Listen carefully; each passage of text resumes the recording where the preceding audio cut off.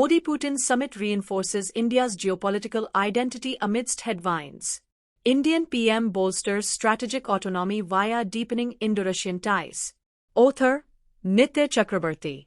The India-Russia joint statement issued on 5 December after 2 days of talks between President Vladimir Putin and the Indian Prime Minister Narendra Modi is more a vindication of India's renewed exercise of its geopolitical status, defying the pressure from the USA and the other Western powers rather than a document on expanding economic collaboration.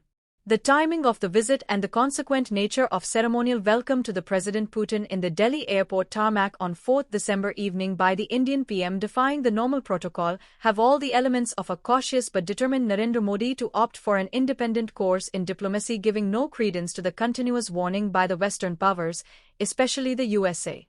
Just on the eve of the Putin visit to India beginning 4 December, an unusual development took place on 1 December when 3 envoys of Germany, France and Britain based in New Delhi wrote jointly a piece in the Times of India highly critical of the Russian president and in fact wrote, "As President Putin stalls and delays on the serious peace talks, we will continue to step up our military and non-military support to Ukraine so that it can rightly defend its people, its land and its sovereignty."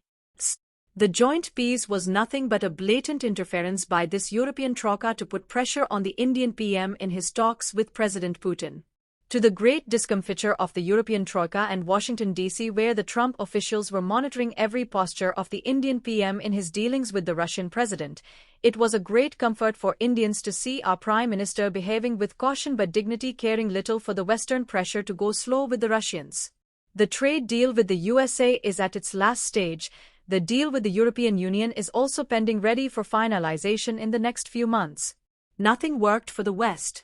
Prime Minister talked to the Russian president with full confidence, representing the leader of the 1.44 billion people, the largest populated country of the world with a robust economy to emerge as the third largest by 2027-28 after the United States and China. That way, the visit of Russian President Vladimir Putin for the 23rd India-Russia Annual Summit is more than a routine bilateral visit. It is a powerful signal from India of its own strength to assert its strategic autonomy in respect of the bigger global powers. The US does not respect India's strategic autonomy. This has been repeatedly mentioned by the US Secretary of State Marco Rubio in the context of sanctions against India. As regards Russia, this part of autonomy for India has been continuing since the days of Soviet Union. In the latest New Delhi summit, both Narendra Modi and Putin underlined that aspect, and that was a very positive aspect of the Indian diplomacy at this stage. In the economy and trade sphere, President Putin's assurance of uninterrupted oil supplies to India is a guarantee which can bolster India's bargaining power with other exporters, including the US, which is putting pressure on India to import more oil products at the cost of Russian exports. Indian agencies have already reduced supplies from the Russian sources after the US sanctions.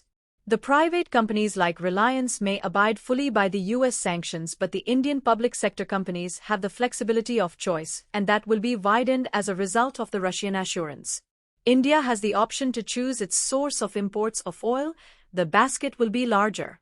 As per the joint statement, the two leaders reaffirmed their shared ambition to expand bilateral trade in a balanced and sustainable manner, including by increasing India's exports to Russia, strengthening industrial cooperation, forging new technological and investment partnerships, especially in advanced high-technology areas, and finding new avenues and forms of cooperation.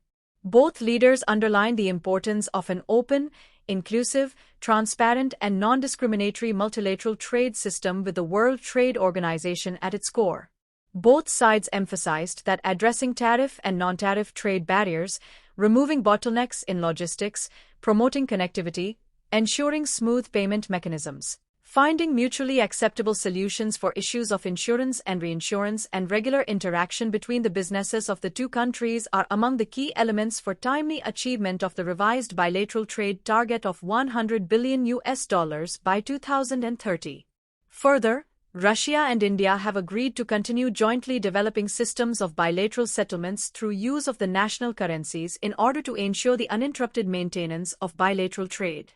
Additionally, the sides have agreed to continue their consultations on enabling the interoperability of the national payment systems, financial messaging systems, as well as central bank digital currency platforms.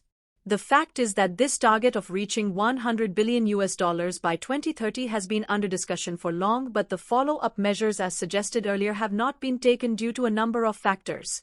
The Indian focus during Modi regime was on the US market and US investments. The Russian market was ignored for long.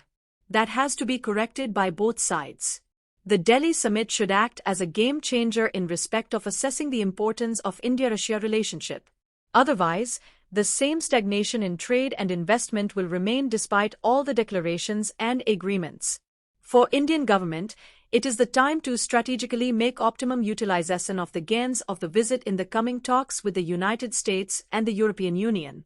China has already welcomed Modi's talks with Putin.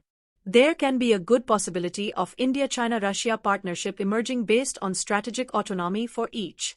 In sum, Indian diplomacy has a big opportunity to emerge stronger after the latest India-Russia summit, and Prime Minister Narendra Modi, with his enhanced status, has to see that these diplomatic gains are not frittered away again.